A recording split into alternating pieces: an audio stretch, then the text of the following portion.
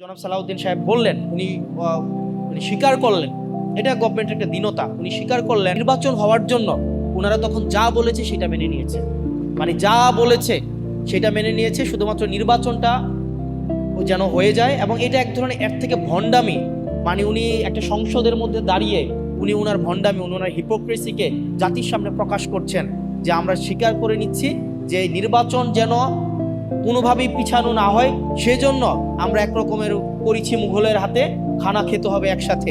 এইভাবে হচ্ছে আমরা নির্বাচনটাকে মেনে নিয়েছি এবং সংস্কার ওই সময় আপনারা যা বলেছেন সেটাকে আমরা মেনে নিয়েছি। এখন যেহেতু আমরা নির্বাচিত হয়ে গিয়েছি, এখন আর মানুষকে, পিপলকে কেয়ার করার আমাদের কোনো সময় নাই। তো সেজন্য আমার কাছে মনে হচ্ছে যে গভর্নমেন্ট যেইভাবে যাচ্ছে এটা খুব সুখকর এবং দীর্ঘমেয়াদী কোনো ইতিবাচক প্রভাব রাখবে বলে আমার মনে হয় না। এবং আমাদের প্রত্যেকটা সিটিজেন বিট্রেড ফিল করছে, চিটেড ফিল করছে এবং প্রতিষ্ঠানগুলো বিট্রেড ফিল করছে। ব্যাংকিং বিষয়ে কথা হচ্ছিল, আমার কাছে মনে হয় সামনে বাজেটকে সামনে রেখে এখন ব্যবসায় আপনারা যারা আছেন, আপনাদের একটা বিষয়ে এই সরকারের কাছে আপনাদের একটা দাবি খুব বেশি স্ট্রংলি করা উচিত, সেটা হচ্ছে ট্যাক্স অটোমেশন অথবা ভ্যাট অটোমেশনের বিষয়। আপনি দেখবেন কিছুক্ষণ আগে উনি একটা ডেটা দিয়েছেন, আরজিএসসির একটা হচ্ছে রিসেন্ট একটা রিসার্চ আছে, সেখানে 1,28,00,000 টিআইএনধারী আছে, 1,28,00,000, কিন্তু আয়কর রিটার্ন জমা দিছে 5.5 লাখের মতো, মানে এটা 5% অন। আবার আমাদের রেজিস্টার্ড বিজনেস প্রতিষ্ঠান আমাদের প্রায় 1 কোটির উপরে আছে, সেখানে দেখা যায় বছরে 5 লাখ 7 লাখ হচ্ছে আয়কর রিটার্ন দেয়। এটা দেওয়ার কারণও আছে, আপনি যখন আয়কর রিটার্নের যেই ধরনের বর্তমানে যে ট্রেডিশনাল পদ্ধতি, এই ট্রেডিশনাল পদ্ধতিতে দেখা যায় আপনার পেপার কমপ্লায়েন্সের অনেক জটিলতা। এবং কিছুদিন আগে একজন বিজনেসম্যান বলছিলেন এনবিআর যেটা রয়েছে এটা বেসিক্যালি হচ্ছে এখন ন্যাশনাল ব্যুরোক্রেটিক রিপ্রেশনের একটা, বলা যায় এনবিআর স্ট্যান্ড ফর। তো দেখা যায় ট্যাক্স ফাইল জমা দেওয়ার ক্ষেত্রে যে ধরনের জটিলতা, এই জটিলতা যদি আমরা অটোমেশন করে দিতে পারি, পেপারলেস করে দিতে পারি, অথবা এনআইডি কার্ডের সাথে যদি আমরা ইন্টিগ্রেটেড করে দিতে পারি, তাহলে এক কার্ডে অল সার্ভিস হচ্ছে আমাদের হয়ে যায়। এবং আন্ডার টেবিল যেই ধরনের কম্প্রোমাইজ আছে বা আন্ডার টেবিল যেই ধরনের নেগোসিয়েশন হয় সেটাও কিন্তু কমে যায় এবং সেটা অলমোস্ট জিরো হয়ে যায়। সেজন্য আমাদের ক্যাশলেস, পেপারলেস এবং এনআইডি ইন্টিগ্রেটেড ট্যাক্স এবং ভ্যাট অটোমেশন, এখন এটা শুধুমাত্র সময়ের দাবি না, এটা অনেক দেশে, আমি যদি ইউরোপিয়ান অনেক দেশে দেখি এটা অলরেডি অনেক বছর ধরে সেটা প্র্যাকটিসে আছে। আপনি ইংল্যান্ডে যান, ইউএসএতে যান, ইউএসএতে যে ট্যাক্স দিচ্ছে এটা মেশিনকে ট্যাক্স দেয়।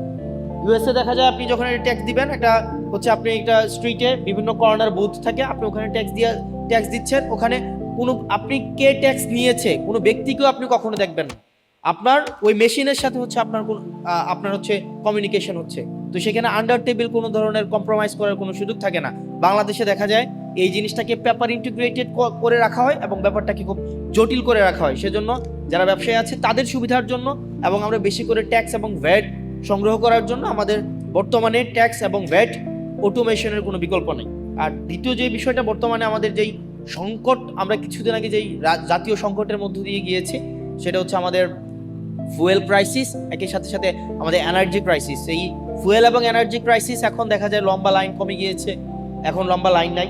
তবে এটা থেকে আশাবাদী হওয়ার কোনো কারণ নাই, কারণ আমাদের ফুয়েল ডিপেন্ডেন্সিটা যদি আমরা দেখি, আমাদের ফুয়েল ডিপেন্ডেন্সিটা ইম্পোর্ট বেসড এবং আমাদের দেখা যায় গ্যাস থেকে আমরা হচ্ছে 43% হচ্ছে আমরা ফুয়েল পাই, এনার্জি পাই। আমরা গ্যাস থেকে সেটা 43% পাই এবং গ্যাসের যেই বেশিরভাগ আমাদের এলএনজি কিন্তু হয় কাতার থেকে।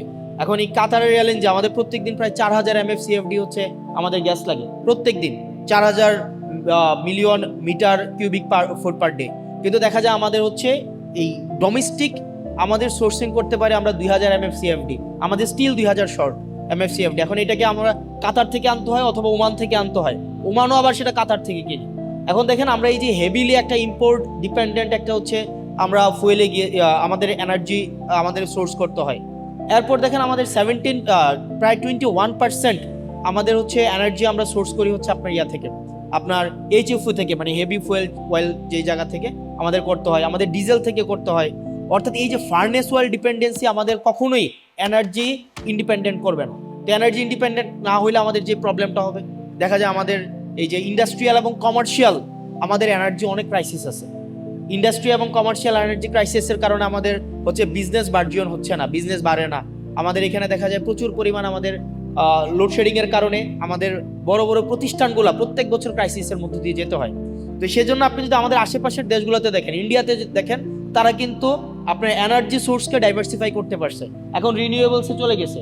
আমাদের পাকিস্তান দেখবেন, ওরা হচ্ছে আপনার রিনিউয়েবলসে এখন এই যে এখন একটা তৈরি হয়েছে, এবং মধ্যপ্রাচ্য ইরানের সাথে যে যুদ্ধটা হয়েছে সেটার ইম্প্যাক্ট কিন্তু পাকিস্তানে পড়ে নাই, উরুগুয়েতে পড়ে নাই, কেনিয়াতে পড়ে নাই, কারণ হচ্ছে তারা এখন রিনিউয়েবলসে এখন ডিপেন্ডেন্ট। দেখা যায় তাদের 57%-এরও বেশি হচ্ছে আপনার এনার্জি আপনার হচ্ছে রিনিউয়েবলস থেকে তারা উৎপাদন করতে পারছে, কিন্তু আমাদের রিনিউয়েবলসের উৎপাদন ক্যাপাসিটি হচ্ছে 2.9% মাত্র, জাস্ট 2.9%। এখন আমাদের এই যে লাস্ট আপনি 10-15 বছরে যদি দেখেন, আমাদের নতুন কোনো ধরনের হচ্ছে আমরা ডোমেস্টিক কোনো সোর্সিংই করি নাই রিনিউয়েবলসের জন্য। আমাদের একটার পর একটা পাওয়ার প্ল্যান্ট দিয়ে গেছে, কিন্তু এগুলা থেকে হচ্ছে আমরা সোর্স করতে পারি নাই। তো সেটার জন্য আমরা বলবো যে সুদূর প্রসারে আমাদের পরিকল্পনার ঘাটতি ছিল। আমাদের দিন শেষে আমাদের যেই ইম্পোর্ট বেস যেই আমাদের এনার্জি সোর্সিং করার যে পদ্ধতি বা আমাদের যেই প্রক্রিয়া ডিপেন্ডেন্সি, সেটা থেকে আমাদের বের হয়ে আসতে হবে, এবং আমাদের দিন শেষে রিনিউয়েবলসে আমাদের যাইতে হবে। আমরা যদি রিনিউয়েবলসে না যাই, আমাদের যে পরিমাণ প্রত্যেক দিন আমাদের এই পিক টাইমে আমাদের 15 গিগাওয়াট বা 15,000-16,000 আমাদের গিগাওয়াট হচ্ছে আমাদের ডিমান্ড, পিক ডিমান্ড। এটা হয়তো উইন্টারে সেটা ফল করে 7-8 গিগাওয়াটে আসে, কিন্তু আমাদের দেখা যায় এটাও হচ্ছে আমরা নিজেরা হচ্ছে সোর্স করতে পারবো না। আমরা যদি প্রত্যেক বছর এই ধরনের এই যে ক্রাইসিসটা এখন তৈরি হয়েছে, এই ক্রাইসিস কিন্তু এটা মানে ইমিডিয়েট সলিউশন হবে বলে বোধ হচ্ছে না। এটা একটা লং টার্ম একটা ইম্প্যাক্ট ইকোনমির মধ্যে পড়বে এবং এনার্জির মধ্যে পড়বে, এবং দিন শেষে যদি এনার্জি এই পুরা সিস্টেম কলাপস করে, আমার পুরা হচ্ছে বিজনেস কলাপস করবে, আমার হচ্ছে সব কিছু আমার হচ্ছে প্রাইস ইনক্রিজ হবে, এবং দেখা যায় গিয়ে স্থানীয়ভাবে আমাদের যে এসএমই সেক্টর যেটা নিয়ে আমরা আশাবাদী হচ্ছি, ওই জায়গাও কিন্তু একটা বড় ধরনের একটা সংকট সৃষ্টি হবে। সেজন্য আমাদেরকে এখন ডাইভার্সিফিকেশন অফ এনার্জি সোর্স আমাদের খুবই গুরুত্বপূর্ণ। আমাদেরকে সিসমিক হচ্ছে সার্ভের মধ্য দিয়ে আমাদের অফশোরে অনশোরে হচ্ছে আমাদের আমাদের গ্যাসের যেই সংকট, আমরা প্রত্যেক দিন গ্যাসের সংকট সমাধানে আমাদের সিসমিক সার্ভে করা গুরুত্বপূর্ণ। মায়ানমার সেই জায়গায় সফল হয়েছে, ইন্ডিয়া সেই জায়গায় সফল হয়েছে। আমাদের যে এফএসআরইউগুলো রয়েছে, আমাদের ল্যান্ড বেসড এফএসআরইউ করা যায় কিনা সেই জায়গায় আমাদের হচ্ছে দৃষ্টি দেওয়া উচিত। তবে আমি লাস্ট কিছুদিন জ্বালানি বিষয়ক, আমি একটা কমিটিতে আছি, জাতীয় জ্বালানি বিষয়ক কমিটি, সেই জায়গায় দেখলাম মূলত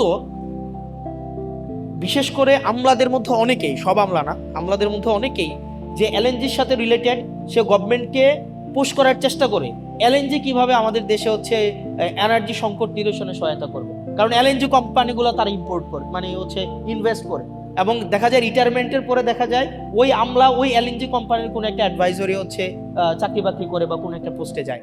আবার যে হচ্ছে এইচএফও নিয়ে কাজ করে, সে দেখা যায় গভর্নমেন্টকে পুশ করে, পলিসিতে পুশ করে যে আমাদের হেভি ফুয়েল অয়েলগুলো যদি আমরা ইম্পোর্ট করি বেশি বেশি, সেটা কিভাবে আমাদের এনার্জি ক্রাইসিসকে সলভ করবে।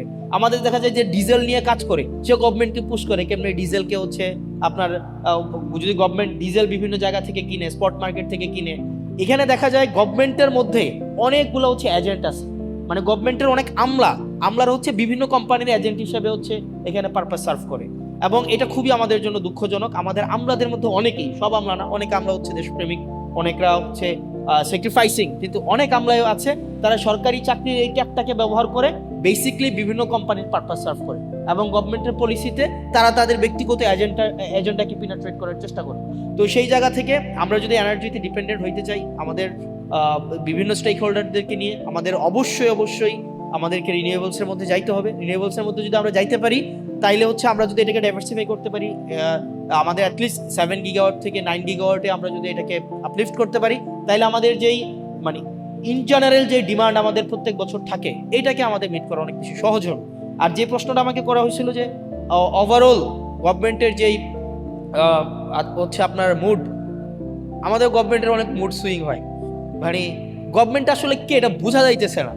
মানে এটা আসলে হাসিনার সময় না একটা বোঝা যাইতো যে ডিসিশনটা দিন শেষে কে নেয়। মানে দিন শেষে দেখবেন ডিভোর্সের প্রবলেমও দিন শেষে ডিসিশন দেয় হাসিনা, দিন শেষে সবাই দৃষ্টি আকর্ষণ করতে হাসিনার। তো এখন আসলে এই জায়গায় মানে ডিসিশনটা আমার কাছে মনে হইতেছে there are so many governments within the governments, আমার কাছে এটা মনে হইতেছে, মানে আমি নিশ্চিত না, কারণ এবং আপনি দেখবেন খুব শীঘ্রই এটা বলা হবে যে আমাদের প্রাইম মিনিস্টারকে HPM-কে ভুল বোঝানো হয়। এখন ভুলটা বুঝায় কারা? দেখা যায় এখানে অনেক ধরনের ফ্রিঞ্জ এলিমেন্ট আমার কাছে মনে হয় গভর্নমেন্টের সাথে আছে, যারা আমাদের যে জন আকাঙ্ক্ষা তৈরি হয়েছিল, রাষ্ট্রের যে আকাঙ্ক্ষা তৈরি হয়েছিল, সেই জায়গা থেকে গভর্নমেন্টকে অনেক দূরে সরিয়ে নিচ্ছে। এবং এখানে আমাদের যে সংস্কারের ইনস্টিটিউশনাল আমাদের ইন্ডিপেন্ডেন্ট হওয়ার কথা ছিল, আমাদের জুডিশিয়ারি হচ্ছে ইন্ডিপেন্ডেন্ট হওয়ার কথা ছিল, আমাদের বিউরোক্রেসির জায়গায় হচ্ছে একটা মেসিভ একটা আমাদের এটা হচ্ছে রিস্ট্রাকচার হওয়ার দরকার ছিল, আমাদের পুলিশ সংস্কার কমিশন হওয়ার দরকার ছিল। এই সব জায়গা থেকে গভর্নমেন্ট অনেক দূরে সরে গিয়েছে, কারণ গভর্নমেন্টের কাছে মনে হচ্ছে সে যদি সব কিছুকে নিয়ন্ত্রণ না করতে পারে, সবগুলোকে যদি মিসঅ্যাপ্রোপ্রিয়েট না করতে পারে, সে নাকি সরকার যথাযথভাবে চালাতে পারবে না। এখন আমার কাছে ম্যাডাম খুব ভালো বলেছেন কিছুক্ষণ আগে যে শেখ হাসিনা থেকে তো সবচেয়ে বেশি হচ্ছে মানে সেন্ট্রাল একদম সব কিছুকে সেন্ট্রালাইজ করা, হাসিনা কেন্দ্রিক যেভাবে সবকিছু সেন্ট্রালাইজড হয়েছে, এর থেকে শক্তিশালী তো আর কেউ থাকে নাই, আর কেউ ছিল না। তারপরেও তো শেখ হাসিনা টিকে থাকতে পারে নাই। এখন গভর্নমেন্টের মাথার মধ্যে যদি এটা এখন হয় যে আমাকে সবকিছুই নিয়ন্ত্রণ আমার লাগবে, সবকিছুই আপনার হচ্ছে তারিখ যে এসে সমাধান করতে হবে। একদিন দেখলাম যে মিনিস্ট্রিতে কোনো এক এমপ্লয়ের ওনার ছেলে হারায় গেছে, এইটা হচ্ছে এই জায়গায় হচ্ছে তারিখ জিয়া হচ্ছে এই জিনিসটাকে সলভ করতে হয়েছে। তো এই জিনিসটা আমাদের জন্য কোনো সুখকর নয়। এবং ওই দিন জনাব সালাউদ্দিন সাহেব বললেন, উনি স্বীকার করলেন, এটা গভর্নমেন্টের একটা দীনতা, উনি স্বীকার করলেন যে আমরা আসলে যে একরকমের এটা ওনাদের হচ্ছে সংস্কার নির্বাচন হওয়ার জন্য ওনারা তখন যা বলেছে সেটা মেনে নিয়েছে, মানে যা বলেছে সেটা মেনে নিয়েছে, শুধুমাত্র নির্বাচনটা যেন হয়ে যায়। এবং এটা এক ধরনের এর থেকে ভণ্ডামি, মানে উনি একটা সংসদের মধ্যে দাঁড়িয়ে উনি ওনার ভণ্ডামি, উনি ওনার হিপোক্রেসিকে জাতির সামনে প্রকাশ করছেন যে আমরা স্বীকার করে নিচ্ছি যে নির্বাচন যেন কোনোভাবেই পিছানো না হয়, সেজন্য আমরা একরকমের পরিচি মুঘলের হাতে খানা খেতে হবে একসাথে, এইভাবে হচ্ছে আমরা নির্বাচনটাকে মেনে নিয়েছি।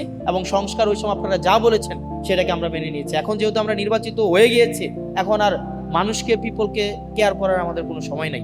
তো সেজন্য আমার কাছে মনে হচ্ছে যে গভর্নমেন্ট যেইভাবে যাচ্ছে এটা খুব সুখকর এবং দীর্ঘমেয়াদী কোনো ইতিবাচক প্রভাব রাখবে বলে আমার মনে হয় না। এবং আমাদের প্রত্যেকটা সিটিজেন বিট্রেড ফিল করছে, চিটেড ফিল করছে, এবং প্রতিষ্ঠানগুলো বিট্রেড ফিল করছে। কারণ আপনি বলেছেন, এবং পুলিশ সংস্কার কমিশন, পুলিশের সুরক্ষার জন্য পুলিশ সংস্কার কমিশন দরকার ছিল। আপনারা দেখেন পুলিশকে কিভাবে রাজনৈতিক হাতিয়ার হিসাবে ব্যবহার করা হয়েছে দীর্ঘ 17 বছর।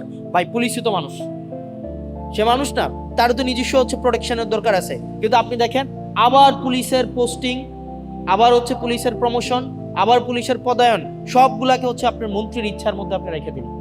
আবার আপনি দেখেন আপনার বিচার বিভাগের আপনার হচ্ছে সংস্কারটা হয় নাই। এখানে সেক্রেটারি, ওই দিন আইনমন্ত্রী সংসদে দাঁড়াইয়া উনি অনেকগুলা সত্য উনি চেপে গিয়েছেন, এবং উনি অনেকগুলা অসত্যের অবতারণা করেছেন কাব্যিকভাবে, এবং খুবই মানে এত মানে এইভাবে লাই বলতে পারে, এটা আমার কাছে খুব অবাক হয়েছে। উনি বলেছেন পোস্টিং, প্রমোশন, পদোন্নতির এটার কোনো এখতিয়ার নাকি আইনমন্ত্রীর নাই।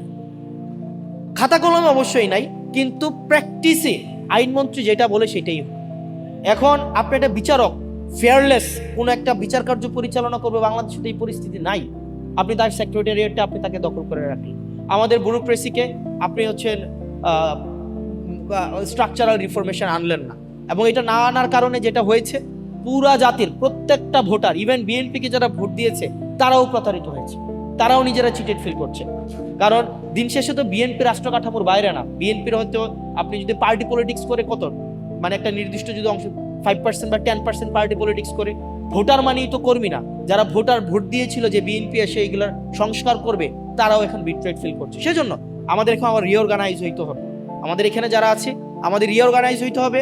আমাদেরকে মনে রাখতে হবে শুধুমাত্র ফাইটটা সংসদের ভিতরে না, আমাদের সংসদের বাইরে, আমাদের প্রত্যেকটা জায়গা থেকে আমাদের এই যে সংস্কারের যে আকাঙ্ক্ষা, আমাদের রাষ্ট্র কাঠামোর প্রত্যেকটা ব্যক্তি, প্রত্যেকটা আমজনতা যে নাগরিক হয়ে উঠবে, সেই লড়াইটা আমাদের সেটা অব্যাহত রাখতে হবে। সেটা সংসদের ভিতরে এবং সংসদের বাইরে একইভাবে অব্যাহত রাখতে হবে। আবার যেন এমন কোন সিস্টেম বিদ্যমান না থাকে যে সিস্টেমের মধ্য দিয়ে আবার নতুন করে শেখ হাসিনা উৎপাদন না হয়।